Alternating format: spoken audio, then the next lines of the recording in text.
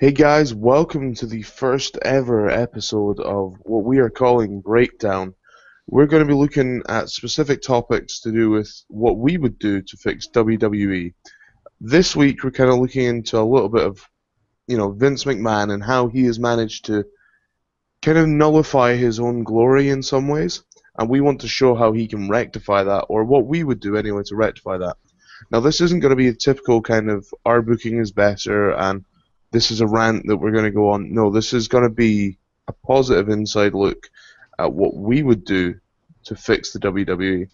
Now, joining me tonight, we've got Paul, and hopefully Chris and Skeletor will be joining us in a little bit. Feels really weird saying that Skeletor is going to join us, mostly because Skeletor is fake, and I know that. Yeah, he's definitely not real. I mean, most of the time when he's been on the show, it's just been me doing his voice. So. I knew that, Paul. Yeah. So, the cat's out of the bag.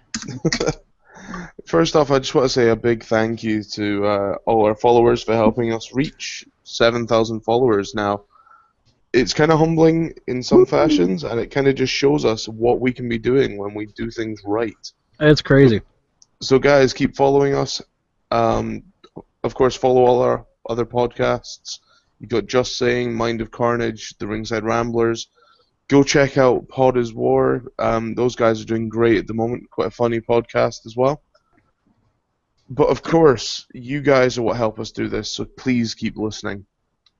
So Paul, how do you find current day Vince McMahon? Well, current day Vince McMahon is a 69-year-old millionaire who should be a 69-year-old billionaire. Just like CM Punk said, he's worth $750 million. I mean, he's 69. I mean, he took over at the age of 37. Sorry, I got my kid over here talking to me. He's been there. He's been in power since 1982. It's only a small run. Right. I mean, his dad died in 84 when he was 69, the same age that Vince is. So don't go reading into that too much. Wow, that's a positive thought, Paul. Isn't it weird? That's really unusual, actually. It's quite creepy. Yeah, it really is. I mean, but Vince started as a commentator. That's where he started, and he slowly but surely, built his way up. I got to think, though, that Vince McMahon in 1985 would look at Vince McMahon nowadays and just shake his head. Yeah, I feel sometimes Vince sees himself as a former shell. And I don't mean that in a negative way towards Vince, but he sees that there's something wrong. He did an interview recently where he said he knows that it's time to wind down, and that, in his words, that Paul and Stephanie would have a prominent place in the company, but that not one man would be able to fill his shoes. Totally agree. No one person shouldn't. Exactly, and he's got that perfect ego for what he's done. I completely agree with him having an ego, and I think he completely deserves it as well. Vince is so batshit crazy that he gets upset at himself when he sneezes. That's a true fucking story. He gets upset when people have colds or sneeze around him. You should be able to control your body. You shouldn't sneeze. Ah, damn it. Yeah, that's how insane this guy is. I mean, he goes on, a couple hours of sleep a night. The man doesn't sleep. He's a workaholic, just like everybody says. And yeah, you're absolutely right. No one person should take over his job. It should be deviated, and separated and all that. So with Vince, nowadays kind of winding down, like we've said, what do you think he's leaving the company with? Because obviously he's done a lot of things in his time to ensure that this company stays afloat, business-wise, entertainment-wise. He's kind of managed both of them. But what's he currently leaving for the new generation? The cupboard isn't bare. I'll say that. There's horses in the stable. I mean, they have a lot of talent there, and with the main roster, they have a lot of great talent there. They have NXT, which is just blowing up right now. So the future is set. I mean, he's setting the stages for him to leave, the way it seems. I mean, he's been grooming Triple H to eventually have part in taking over. Just as long as Stephanie has no say in anything, I'm okay. Man, check you out with your metaphors tonight. There's a horse in the stable and the cupboard's not there. And then he's been grooming Triple H. That one's a little creepier, but Ah, well, it's the nose. He reminds me of a horse. It was just subliminal.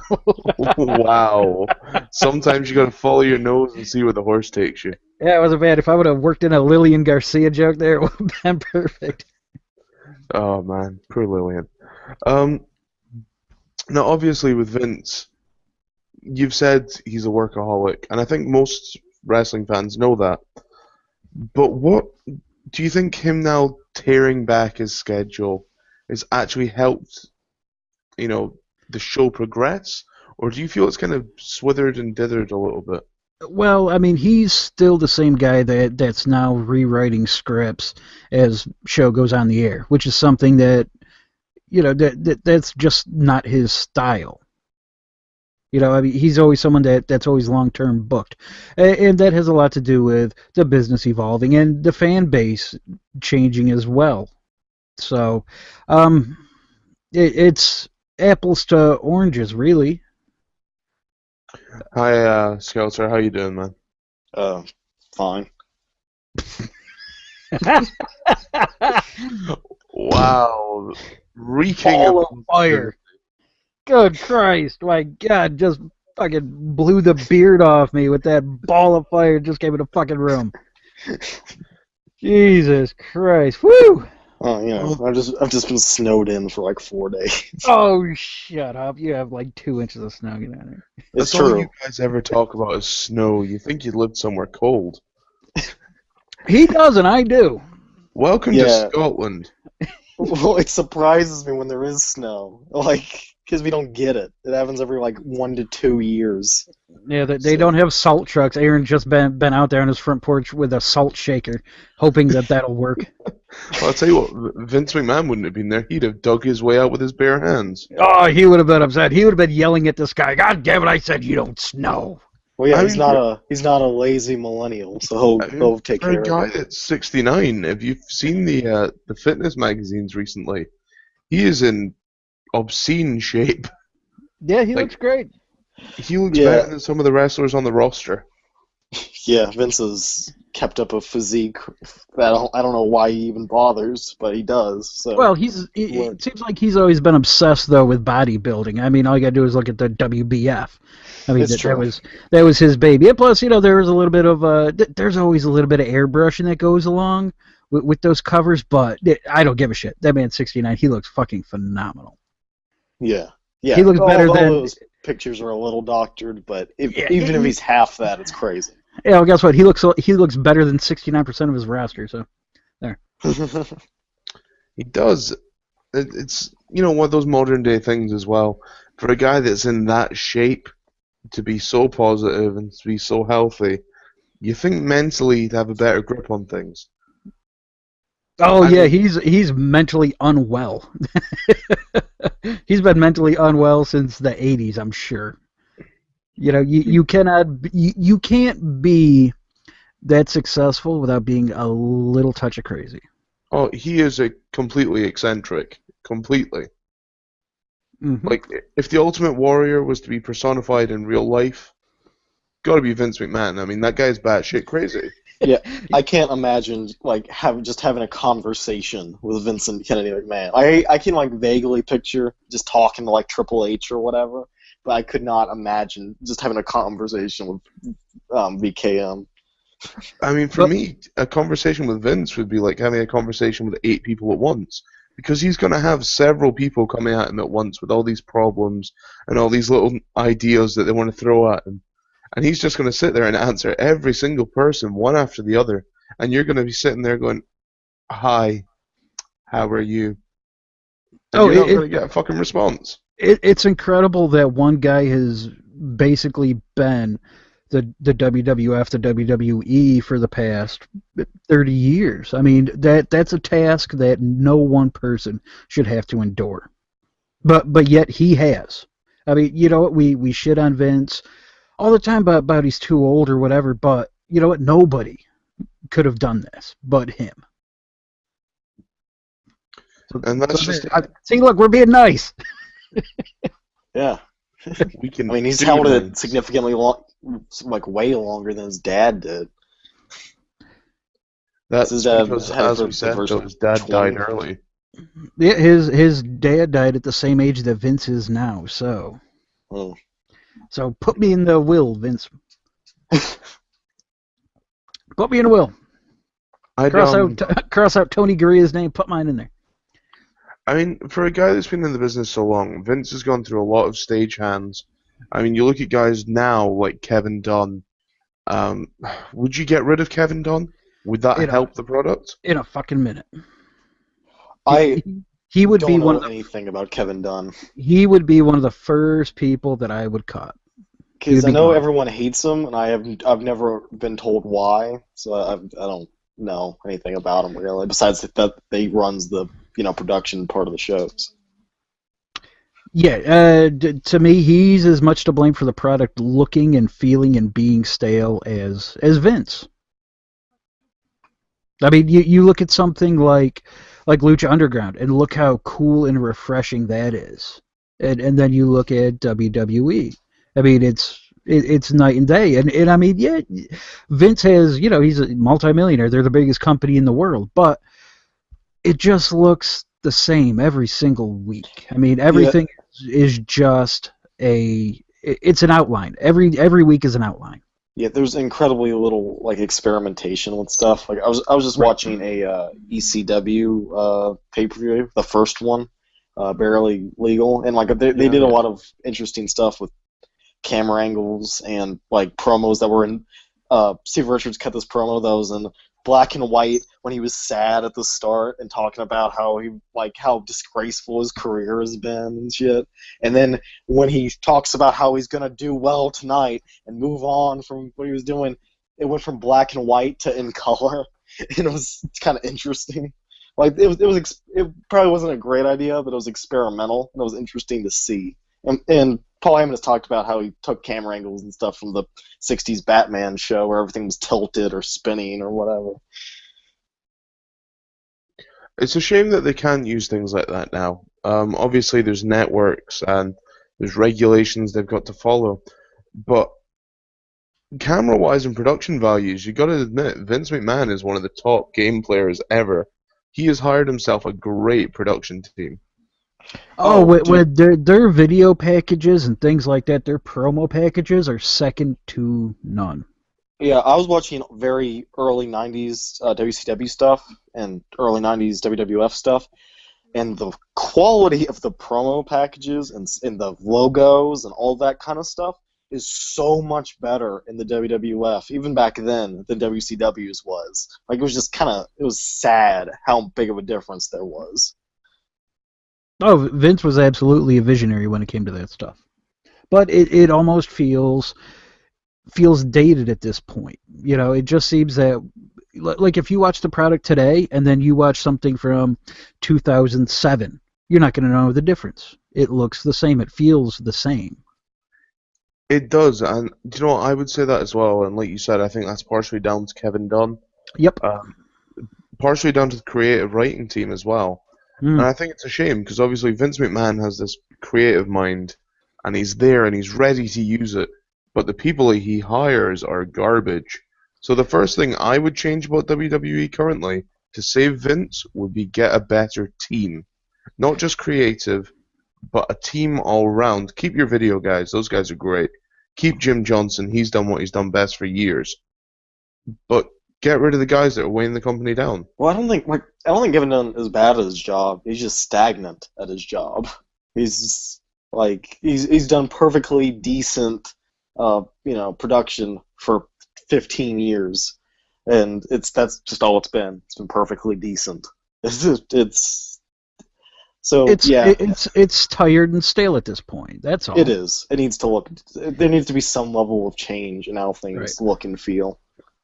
Right, I'm not saying a total upheaval of the entire corporation, but it's time to start bringing in new guys. I mean, because obviously Vince can't be there forever, so and neither can all these guys backstage. So it's time for for whoever is going to take over, whatever team that's going to be, because it can't be one person. Cannot be one person. I'm pretty confident Vince McMahon's going to be sitting in WWE headquarters, looking out the window of his office, and he's going to watch the sun die 5 billion years from now from his office. Oh, man. Do you know, one of the big things that gets me is how, I don't want to say entrepreneurial Vince was, but how clever Vince was when it came to social media. He obviously spotted this was going to become a big thing. He was spot on with tout. I was getting there. Poor decision making. Now, they nailed Facebook, and they've undeniably blown up Twitter. I can't go on Twitter any day on my personal account without seeing some kind of wrestling tweet. The WWE Universe, Vince's creations, sending them straight into Twitter, it's like having your own colony of workarounds do your job for you. Well, yeah. He has the right people around him that look at things and go, hey, this is going to be big. Yeah, but sometimes they hit, sometimes they don't, like tout. True, but he has attempted, even if it's under the advisory of other people, he's always attempted to be on the cutting edge of what's happening. The network itself is. I think Vince has zero clue about what goes on outside of the walls of WWE world. Yeah, but he's told what's new and he tries it. Right. Yeah, he has himself surrounded by the right people. He himself, no idea. I don't know. I'd give him more respect in that area. Oh, no, this guy has zero clue. Wrestling, WWE, is his life. That's what I've heard from tons of old wrestlers and guys that have worked back there. You know, they've all said Vince has no idea what's going on in the real world. All he knows is wrestling. That's it. Current entertainment, movies, music, anything, he has no idea. So would you say that one thing that Vince could do to help himself then would be to modernize? No, because then it's just going to look like an old man trying to be hip. He's going to look like Kevin Nash in the NWO Wolfpack. Oh, don't get me wrong. I wasn't meaning. Oh man, fat drunk Scott Hall. Wearing the saddest thing. Yeah, wearing Janko pants and. Oh god, fat drunk Scott Hall in like 1998-9 was just like the saddest thing. So. Oh my god. Okay, don't get me wrong. To me, what I was meaning by modernize was like his work ethic. Obviously, his ethic has been, I'll push this as hard as I can. This is my company. But while he's done that, he's kind of taken a back step in social terms. Right. He doesn't take in the day-to-day basis, and he kind of loses touch with his fans that way. One of the big things I find is if Vince modernized himself, he would be so much better off. Like, if he knew what was going on in pop culture now, and he knew what was funny, aka not the fart jokes, or making your daughter throw up on TV, he would do so much better. The product would thrive almost. Yeah, I mean, to me, that's always been one of the little chinks in the armor of WWE, is that they've always been just a half step behind on what's current. Whether that's Vince's fault or the Raiders' fault or whatever, they've always just seemed just a half step behind on those type of things. And the lowbrow humor, you can always tell nowadays when Vince has a little bit of input, because he'll throw in a shit joke. That's it. Oh yeah, he does it all the time. Yep, and it's so obvious at this point. I mean, you know, we call it out on Lowdown. We go, yeah, okay, this is Vince's input for the show. It was right here.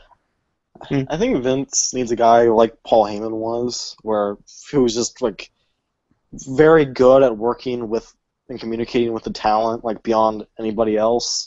Because Paul Heyman was a guy who would sit with a guy and help guide him through a promo for a long time and do a lot of takes with the guy to get something presentable. Yeah, he needs a Jim Ross back. Yeah, Jim Ross was like that too. Yeah, 100%. Yeah, that's who he needs back, is someone like Jim Ross. Yeah, because like some of these guys, you know, can't do it by themselves, and they need to be guided and to be okay. Like you can watch guys who were under the tutelage of JR or Paul Heyman, and they utterly go to shit the moment they go away from those guys and go to different companies or whatever. They have no capability to speak or function without those guys telling them what to do from just behind the camera. Yep. And now it's even where everything is so cookie cutter at this point, where everybody is just kind of the same. Everybody kind of even looks the same. It's got a little better. I mean, a few years ago, it seemed like everybody that got called up, they all looked the same. They all dressed the same. The 08 through 11 period was kind of frightening with the young talent. Everyone has Cody Rhodes. Yeah, everybody had the same tribal tattoos and did the same spinny moves, and it sucked. Everyone had the same DDT/cutter finishes. Yeah, basically when you came up, your look was, you're going to be average white guy that's a little buffed up in a pair of black pants. Deal with it. Yep. The black trunks is the worst. It rarely works for guys. Like Austin, my favorite guy in black pants, basically. I mean, you look at guys like Punk, he tried doing the black. He couldn't do black on its own, though. He had to have the color with it. Yeah, I mean, just like having a semi-interesting attire. Like, just, guy wears red and yellow instead of black can make them stand out a little bit more. It's nice, And now though the idea of someone standing out is having a stupid gimmick, like an Adam Rose. I mean, there's no happy medium at this point where it's either you're gonna work or you just suck. Although that's one of the things that I will say that Vince has kind of laid back on with NXT. Obviously, he has some say in NXT, and it's not all just Triple H. Right. But you look at the characters in NXT at the moment, and he must have clicked somewhere and went, do you know what, even if this is developmental, we'll let them try it. You look at guys like Enzo and Cass. Enzo looks like a bum. But he does. He's got a presence about him, and that adds to him so much. Even when you've got people like, you saw her last night, Blue Pants. Oh God, Blue Pants. It's ridiculous, but it works for her. It's the fall. It's the illusion of indie, is what it is, and it's very smart. Where it lets you be a WWE fan, but it also lets you kind of think that, oh, you know what, I'm watching indie wrestling too. Movie studios did that like 20 years ago, when Fox made Fox Searchlight and shit. They make it's so smart. They make weird indies. They make big quotation marks in terms of indie and stuff because it's a major studio. They just make stuff that feels indie, and that's the same thing with WWE. I think the perfect example of that's the Blair Witch Project. That's an indie film, but it's one of the biggest ones of all time in the horror franchise. But it was then had put a on in sequel, a terrible sequel. It was awful. I like Book of Shadows. Shut up. Okay, it's enjoyable, but it doesn't make any sense. Shut up. I've got to move on from that. That right there is the issue with Raw. It's enjoyable, but it doesn't make sense. You put money into a product that doesn't need any more money. I enjoyed Raw when Vince was booking it, and it was literally the one big screen, and it wasn't even a screen. It was like a canvas with a projector on it. I was totally happy with all that, and now it's just so sanitized where you don't even get like the cool sets anymore at pay-per-views, which I always enjoyed, and it made everything feel just a little different. You mean again, like when Armageddon was completely on fire? Yeah, I mean, how awesome is that? Now, you cannot discern the product now from 5 years ago. I think, and I'm sure that it's a cost saving measure, and that's cool. That's fine. I understand that, but it just stinks aesthetically.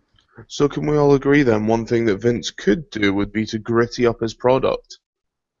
Like, add that little bit of grit. I'm not saying go back to the Attitude Era. Change things up, though. Don't be afraid of trying something not new, because obviously they've done it before, but give it a little bit of a throwback occasionally. Let fans see what it was.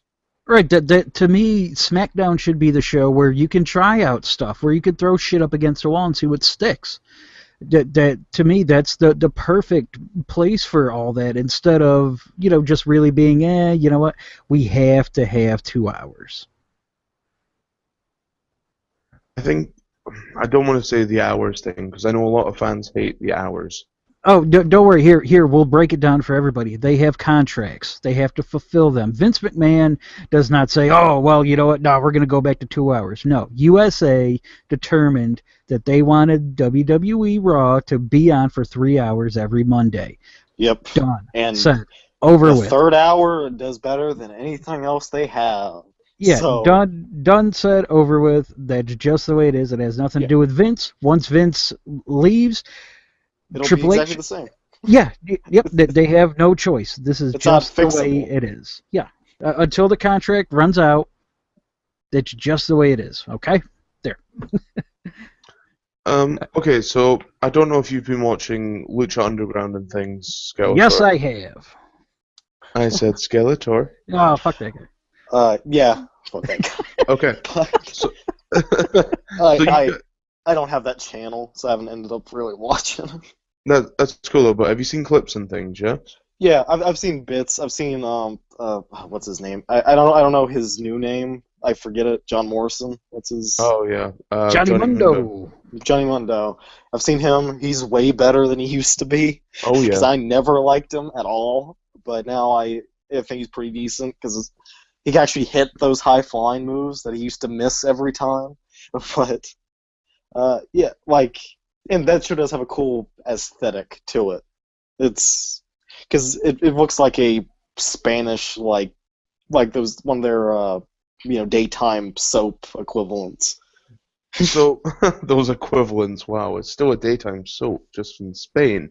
Telenovela. That's the term. There we go. So, what would you take then from a fresh product like Lucha Underground and add to the WWE product? Obviously, there's a lot there that wouldn't be WWE if they were to use it, but would it add to the WWE product? It's very polished. I'll say that. You get the like the backstage promos, vignettes, whatever they are, the previously filmed stuff that they put in that almost feels cheesy, but it's not. It's cheesy, but it's not. It helps with the story progression, and it comes off very well. It feels like real actors are taking part in this. Oh, Yeah. you mean like where Vampiro and what's his name faced off during an interview? Yeah, the interview from last night. Yeah, Exactly. Yeah, more will say things that. like that. Kevin Dunn, one of the main reasons Kevin Dunn kind of needs to go is, while I've said that he was perfectly decent, that's only towards the wrestling part of it.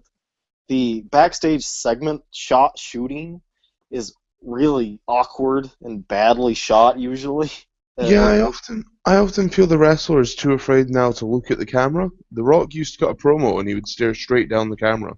Well, I mean, just characters like if they do a segment where guys are either somewhere off weird in the arena or out of the arena, and they are just shooting them doing something. Even the Daniel Bryan and Kane stuff from a couple of years ago. It's really awkwardly shot and put together. It's really amateurish. I don't know. I didn't notice that until very recently when I was looking back over some stuff. So you think maybe having an added film technique to it would be better? We're saying the stuff about soap opera with Lucha Underground works. Would that work in a WWE setting then? Sure. Yeah, I mean they have done stuff like that before. It's just rare. It's real easy to just do those pre-recorded segments that you're going to put in the show anyway. Pre-record them. Make sure that they are nailed. If you have Roman Reigns in a backstage promo, do it before the show. Do multiple takes. Make sure it's right. You don't need. You have the time. You don't need to put them out there to possibly fail. There should be no excuse for that. If you watch at EC, there's a lot of problems with old ECW. One of the things they really got right when I was watching it is almost none of the promos are in ring. Incredibly few. And the only ones that are guys who are just really good at it, like when Bubba and Devon roll out. Well, the Stevie Richards of the world would do it in a pre-recorded backstage segment. They probably did it 86 times until he actually remembered his damn lines. And that's the way to do it. Get it right. Get it right. No matter how many times it takes, just get it right for when it's on TV. That's it. Because everybody's promos are so scripted at this point, why not make sure that it's perfect? If Roman comes off being tentative or being kind of a jerk or not having the right tone, re-record it. Make sure that it's perfect. There should be no excuse that a backstage promo or segment or anything should not come off right. Well, those Cena Lesnar segments they did that were completely pre-recorded, last year before SummerSlam were excellent. Because everything came off well because they probably went through them 20 times. Yep, that's the way that it should be. That and bring back the event center. I want Sean Mooney back with the event center. I want Jack Tunney back. Well, that's not happening. Yeah, I know. Nope. I know Jack Tunney's dead. So, as part of the issue that comes to hand there, and the idea of having these pre-recorded promos and things, do you think Vince now pushes them to be live promos because he feels that's more authentic? I mean, I remember watching WWF back in the 90s, and maybe 8 out of 10 promos would be pre-recorded, or there was even a pre-recorded segment. Now it feels like every segment has to happen in the ring, and the focus is so awkward when that happens. Right. I love the little promo in a box, like they used to have. Where somebody's walking to the ring, whatever, their opponent for the next pay-per-view. You have them in the little box talking a little shit for a minute. It's little things like that break up the show, that give it a little different feel, a little different look, and it gives everybody something to do. You're not just focusing on the same couple guys. Yeah, they still do those every now and then, but they don't do them nearly to the degree that they used to, and it's kind of disappointing. Like Cesaro and Kid got one not too long ago. No, because those two can't talk. So. Well, but they still again, got one. But again, though, that's the point. That's what they should do with these guys. Just having something fresh that helps the product be fresher. And if that was to happen, Vince would be making a lot more money. I mean, like CM Punk said, he's a millionaire that should be a billionaire. Exactly. I mean, you buy the network now because you're getting the nostalgia, and then you're getting the pay-per-view for free. You're not buying it because the current product's on there. I can't wait till we do a show about the network, because we will be doing one just about the network as well. So I really can't wait. I can't wait till that one. I got a whole lot of shit to dig into on that one. Mick Ryan says basically the wrestling style, as in more in-ring freedom, is the only thing that WWE could take from Lucha. The film-like backstage style would never work. Probably wouldn't. But, no, but you don't need that exact style. It's just the point is you can do more stuff backstage and do it right instead of having one live take. Yeah, that's pretty much what we mean, Mick. Hi, Mick. Love you. Yeah, you're drunk. Love you, drunk Mick. Drunk Mick loves me. Can't wait to have you on the Mick not so show. much. But as far as in ring goes, do we want to dedicate a whole show to just that? Oh, well, I think we could leave that up to our followers. I mean, if you guys want to see certain shows, let us know. We'll talk about any topic that you guys would really like to see, provided that people are going to, want it enough. Yeah, because I mean, we'd like to have this just be a multiple part thing where we can look at things and talk good about the product when it's needed. When it's needed, yeah. Yeah, because we hate going on Lowdown and being shitty, but we got to call it as we see it. And we're all wrestling fans at the end of the day, whether it's WWE or anything else. I mean, Aaron hates coming on Lowdown so much that he just doesn't come on Lowdown anymore. Yeah, we just stopped inviting him. Well, actually, Yeah. I was just sick of hearing him go, "Oh, well, I love this." Well, that would have been the entirety of the last one because I really liked that whole. I loved everything. Yeah, but we're not talking about that. You should have been on the fucking show. Do you know what? That actually brings me to the next point. Fair enough. We've spoken a little bit about social media and Vince. Today's modern day wrestling fan is very social media based. And obviously now they've started tweaking a few gimmicks to make them more relevant to modern day. Do you feel maybe Vince has gone the wrong way around this? I mean, using the key example, you look at a guy like Kane who's been put in a suit. Even though the modern day wrestling fan still knows Kane as the monster, do you think putting him in the suit takes away from that and kind of demolishes what happened before with him? I mean, I know a lot of fans would say that Kane is now dead. He is now a complete character. That's a bit much. Kane's been a lot of different things. He's adaptable. He's evolved a lot. Like, even more so, like way more so than Taker ever did. He's kind of gone up and down. He's been a comedy character, a serious character, everything in between. Kane has been a lot of things. Good is not one of them. Oh. Okay. Right. Kane's the greatest of all time. Get to your fucking point. Christ, the point. Take you off the show. Well, okay. the point of the matter is that no matter what happens, he can throw on the freaking hellfire barbed wire pants tomorrow, put on the big boots, and it'll be the exact same thing. This doesn't demolish anything. It doesn't ruin anything.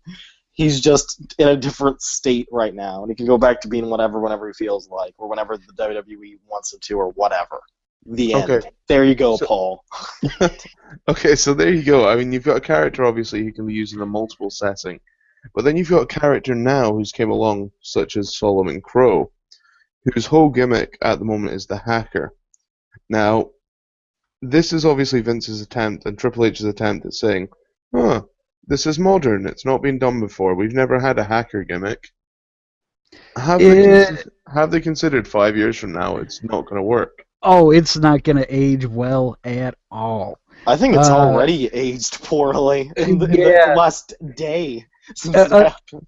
Again, this goes back to the whole thing of them always being, just a half step behind when it comes to anything modern. This is a gimmick that would have worked in 2000. It would have been a nice gimmick then, but now, not so much. It probably would have still been fine in like 2005 when they're doing Taboo Tuesday and shit. Yeah. I mean, unless he's going to be like hacking people's Instagrams and posting dick pics, I mean, it's not going to work. Well, that was the whole plot. That was the all work. The whole Seth Rollins thing. I'll argue this point and say, with the network, because we're still trying to be positive, the network, if Solomon Crow is on there and pops up, say WWE decides to have adverts, and they want to make themselves more money using the network because they're selling ad space, you have Solomon Crow pop up in the middle of a couple of adverts. You have him hack in, you advertise NXT that way. I love it. I'm not saying he's going to be a full-time wrestler. I think they could use him possibly for things like that. But that not only values his net worth, that values WWE's net worth. It helps everyone in the long run. Vince earns money because he modernized. I think that's a big thing. Yeah, exactly. I mean, the product doesn't feel modern. I mean, yet you're exactly right.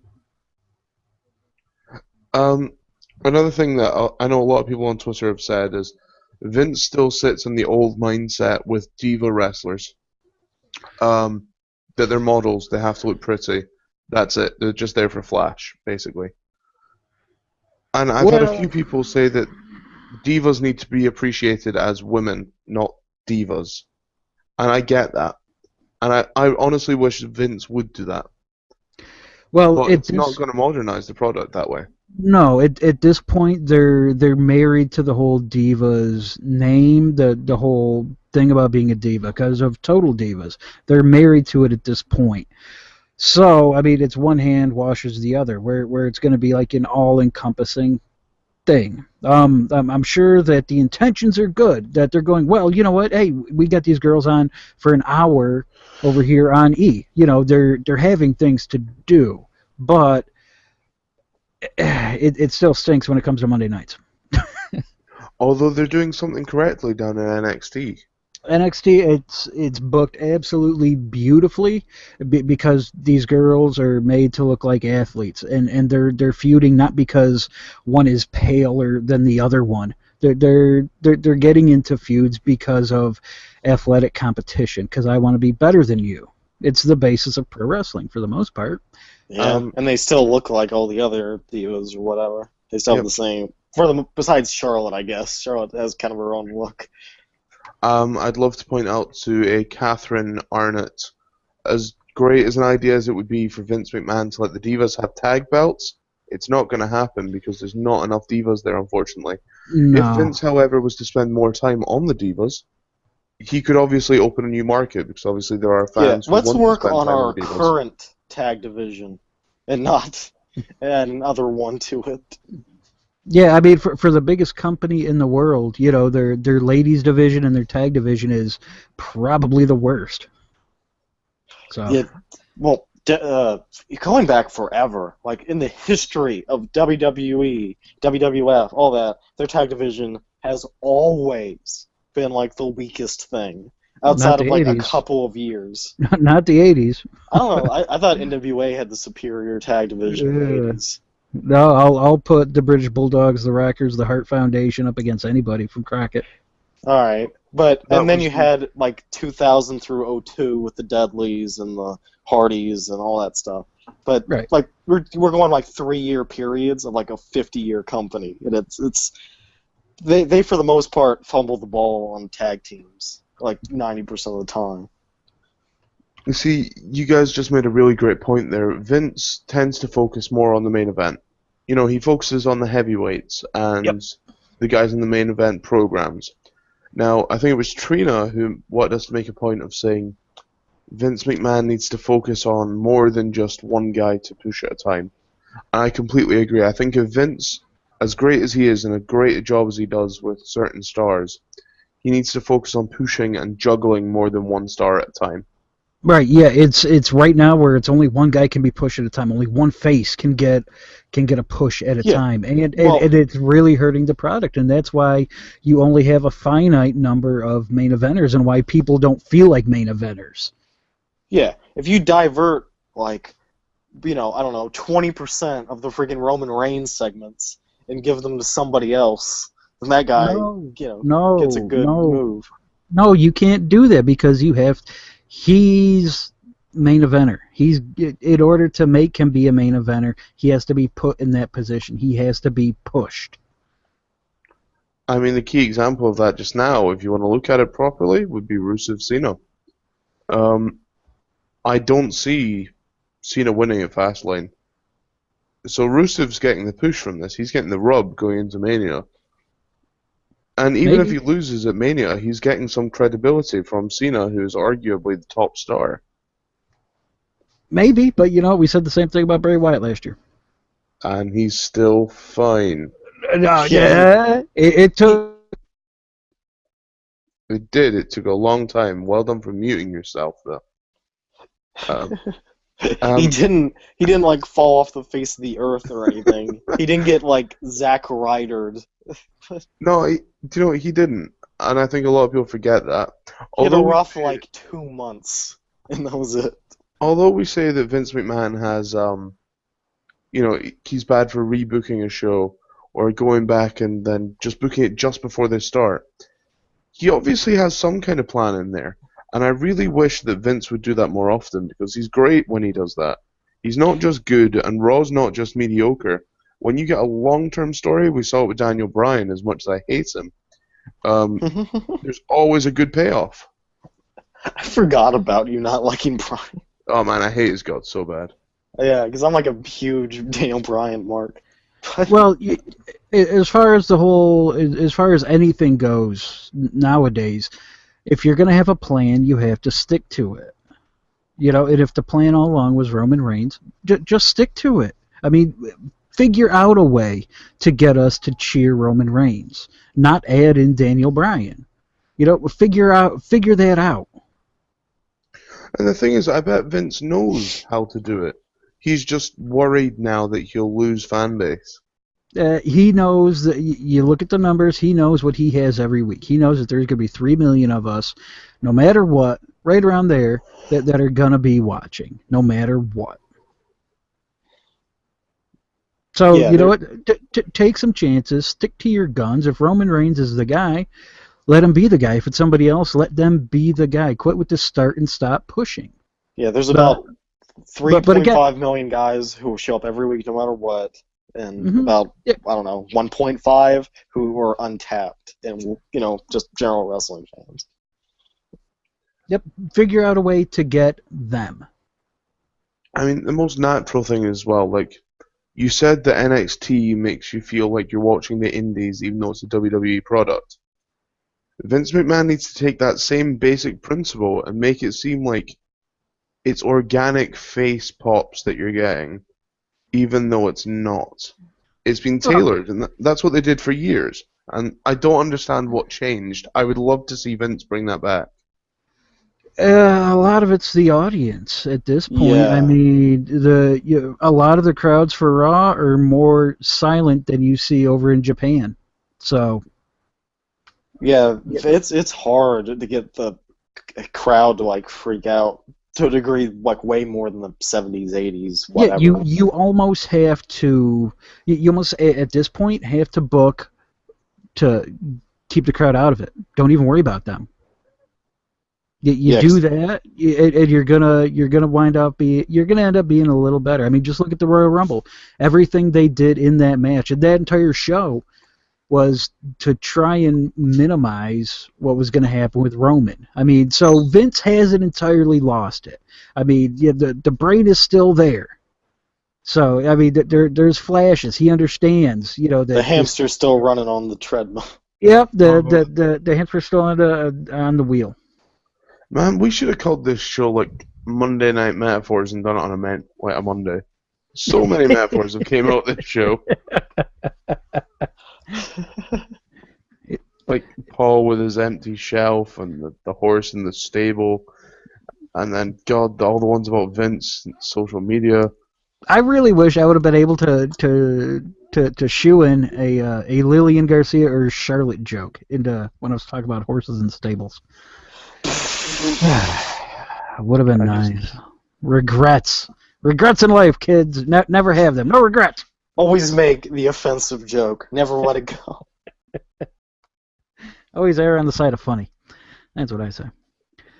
So we agree then that the main things that Vince could do to improve on the product would be to connect with the fans again through pop culture, actually keeping up and being a step ahead, not 5 steps behind. Correct. Taking little elements from companies like Lucha Underground, maybe making the action more important than the story, and then when you do make the story, make it a pre-recorded segment. You don't want to be rushing staff out there. And that's just it. They're staff. They're not just wrestlers. This is their job. Right. They're just your workforce. You need to make sure that they're comfortable in what they're doing, or the product itself won't look comfortable. And then, of course, I also want to say though that to me probably the best idea they could do is to almost have like an off season or a rotating schedule. I mean, you can't work these guys the way that they're working. I would say mandatory time off every couple months. You have to take X amount of days off. Or separate the roster into Raw and SmackDown. Doesn't so guys matter. work 3 days a week. Doesn't matter. You're still going to be running house shows and shit like that. No, I don't want you on the road. Period. You stay home. You heal up for 3 weeks, a month, whatever. Every 4 months. I think the best way to look at that is TNA kind of nailed it. You've got guys like Ken Anderson there, who maybe have a match every 2-3 months, but then they'll have a big feud at the end of that 3 months. Now, those guys get to go off and they can either go home and relax, or they can go off and do the indies and make more money the way they choose. He's still on a full-time contract, but he still gets to take other bookings. That should be an option for WWE. I mean, right now you've got the talk of Sheamus coming back. Then you've got the talk of Orton coming back. And then, of course, you've got Mark Henry sitting in the wings somewhere as well. Bo Dallas, all these guys still waiting.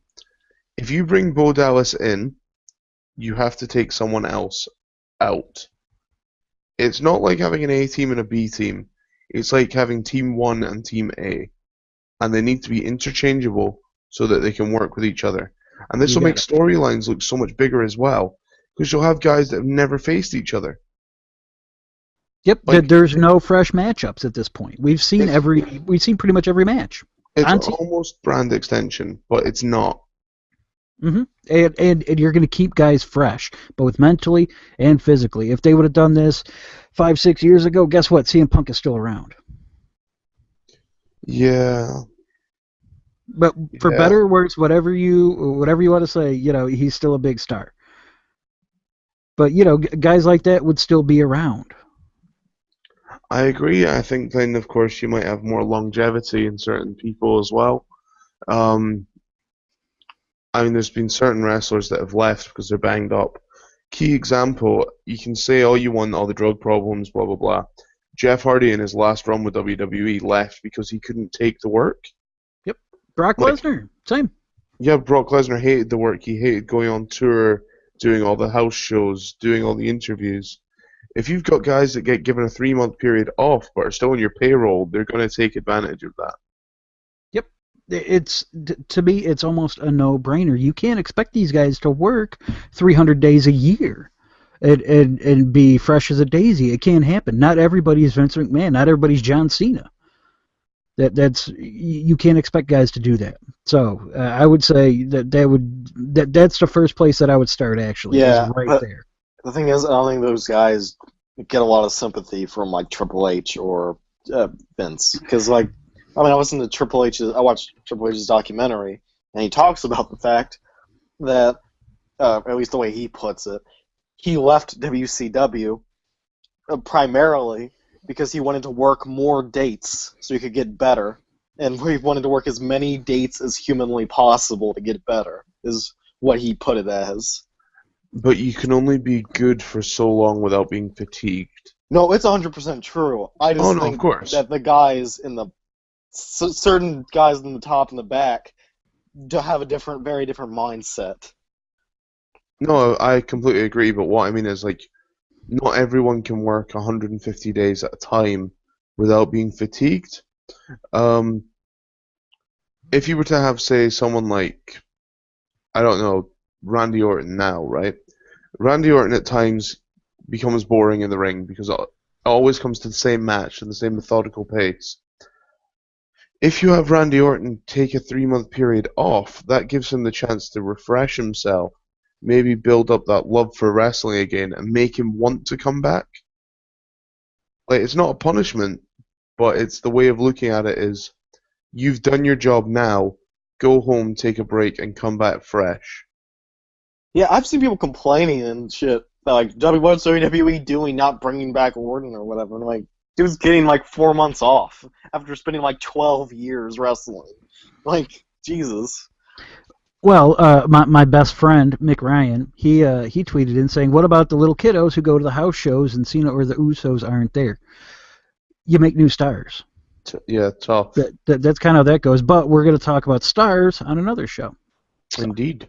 yeah. Hi, Mick. I Hi, said hi Mick. to Mick. I said hi to him. You did, and I bet he's sitting there giggling like a schoolgirl. Oh, he's probably going, "Yay, that's me. I'm wearing a kilt." Hey, we don't all wear kilts. Only those of us with great legs wear kilts. So, Like- Mick. Oh, then of course Mick is wearing one then. Wow, okay, but I mean, one of the big things with Vince is that he's not there mentally with the fans. We've all seen that fans are, they're craving for Triple H to take over. I don't think fans realize that when Triple H takes over, it's just going to be the same stuff because it's network related. But if Vince could still be in touch with the fans and maybe actually taking a hands-on approach, I know I've said that Vince needs to lay off, but taking a hands-on approach with certain aspects will really help. Oh, absolutely. I mean, he has just a wonderful creative brain for pro wrestling and for entertaining people as a whole. So I mean, you have to be able to use that somehow.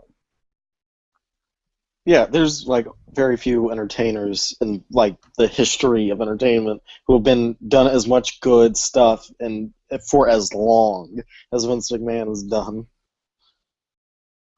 Do you know what? I feel that's a very positive note. That is a very good way to end this show. We've been honest, we've told the truth. Vince is a great guy, he's worked his ass off. He has flaws, but there are things that he could do to fix them. And Without Vince McMahon, there is no pro wrestling as we know it. Yeah, 100%. and I know there's probably some idiots sitting out there going, yeah, that's what we want. Bring on the indies. You also wouldn't have the indies if it wasn't for Vince McMahon. Because the indies are comprised of companies that are now wanting to be that big. And I know there was the NWA and there was all the groups before and the territories. They wouldn't have stuck around, though, if it wasn't for competition. Competition thrives on everyone, and Vince McMahon's biggest thing is being the best. Eddie has nobody to push him at this point. So Yeah, sort your game out. Oh, So, on you go. nope, go ahead. I was just going to round up the show, so I was going to let you finish. Yeah, I was just gonna say Vince has no competition at this point. So I mean that has to leave a void somewhere within him. So I mean, Vince, go fix yourself. We love you. Yeah, I've heard many people talk about the fact that Vince like is obsessed with competition and loves that kind of thing, and he has none. So I don't know what he's doing with himself at this point. Yeah, Vince, you crazy old bastard. Get a hobby. Come on. Because He's right he was Yeah. fighting SmackDown at a point.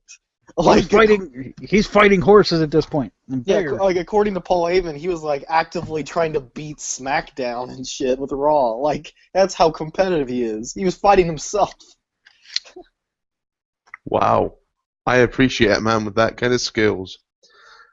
Guys, this has been a great first show for us for Breakdown, but we want to know what you guys have thought, and we want to know what topics you would like to hear us talk about in a positive light, rather than just a negative light that most of the IWC podcasts tend to be. So whatever you fancy us talking about, tweet it into us. We'll look it over, and whatever gets the most responses, we'll definitely talk about. So we've been the Rivals of Wrestling. This has been Breakdown. If you've liked us, go ahead over to YouTube, give us a like, let us know how you feel. Make sure and follow us on Twitter, and be sure to check out everyone else's shows on levelsofwrestling.podbean.com. So guys, for the last time, we've been the Levels of Wrestling, and good night.